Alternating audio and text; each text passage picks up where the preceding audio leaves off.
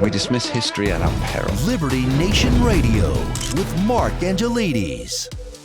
Hello and welcome to Liberty Nation Radio, heard coast to coast on the Radio America Network from our flagship station in the nation's capital, WWRC in Washington, D.C. I'm your host, Mark Angelides.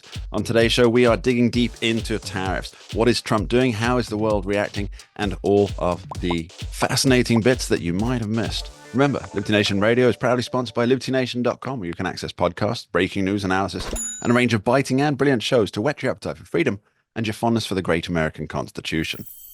And you're on Liberty Nation Radio. I'm your host, Mark Angelides, and we're joined by Liberty Nation's economics editor and guru, Mr. Andrew Moran. Thanks for coming in, Andrew. Thank you for having me. We have a new tariff in town.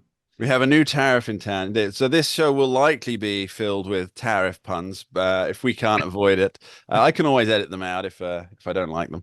But Andrew, thanks for being here. It really is. Tariffs are the news sweeping the world. It is the fourth estate gluttony to talk about the tariffs. And it seems to me that there's a lot of noise and very little content coming out with all of this coverage, especially on the cable shows and the news networks, and they talk about specific incidents, things that are happening with the tariffs, but they don't talk about the driving forces of the tariffs, the purpose of the tariffs.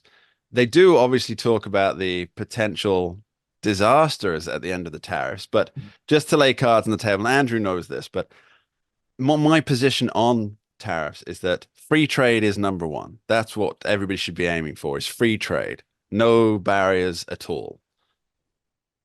But my second best option is tariffs. Andrew, tell me why I'm wrong, and then we'll delve into the details.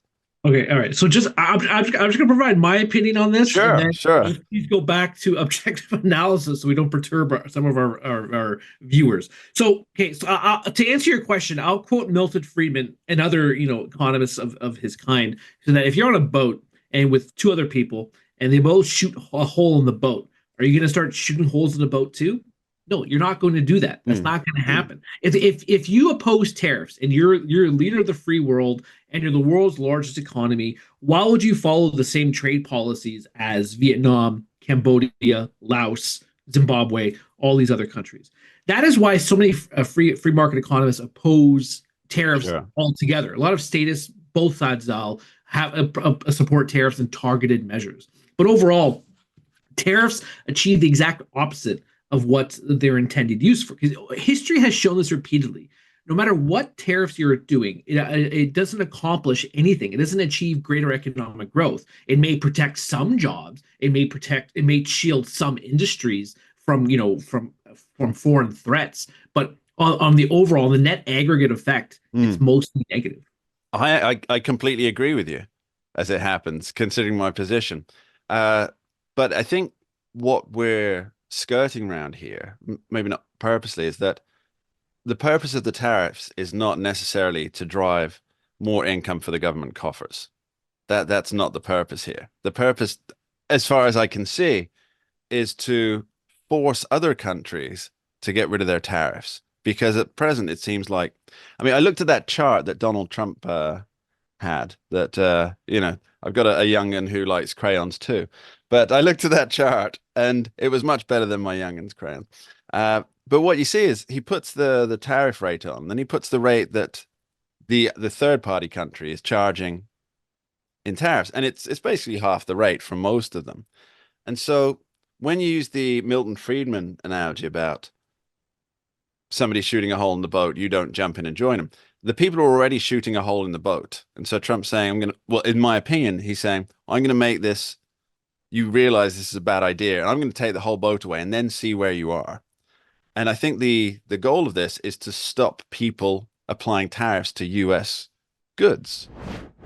Okay, all right. So I have to unpack a few things there. So, okay, so first, when it comes to, what was the first thing you said? I just had it in my head. In your if you can't remember, it couldn't have been that good a point. No, it was a good point. The tariff revenue. Okay, all right. Yeah. Well, actually, no. The government says, the administration officials say this is also about tariff revenue. Howard Lutnick Scott Bessent, Donald Trump himself, they all said that this will raise.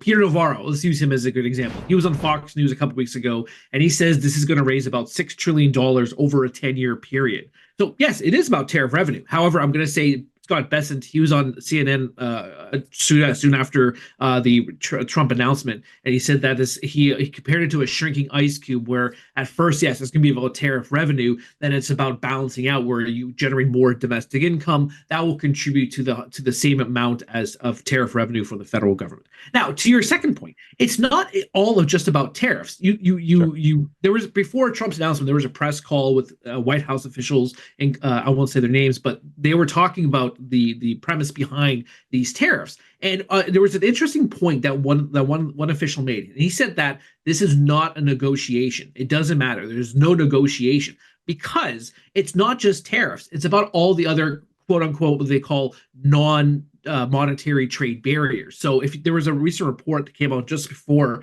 the Liberation Day event, and it was a national estimate trade report from the U.S. Trade Representative's Office. And they provided a comprehensive list of what other countries are doing that go beyond just tariffs. So, currency manipulation, one of them. Industrial subsidies is another.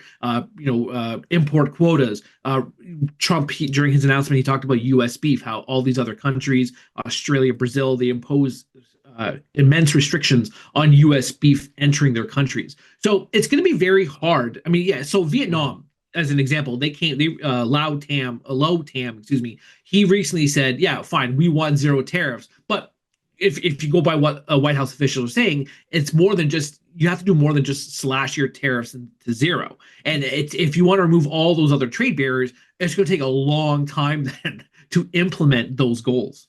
Yeah, absolutely. But I come back to the same point here, that you start off, and if you're making money from the receipts, as it were, coming in, that's kind of a bonus on top of forcing the hand of the governments. And I think we've seen quite a bit of that with I was reading that, well, sorry, I read and saw on the about the Sunday shows, where they said we've spoken with over 50 countries who are looking for an inroad here. And that does sound very much like, to me, like the start of a negotiation. I can see you biting your lips here thinking, this is the tariffs aren't there. Now we're going to put Andrew on hold for just a moment, and we're going to come back discussing what other countries are doing in retaliation, or perhaps in the spirit of generosity, after this short break. Don't go anywhere.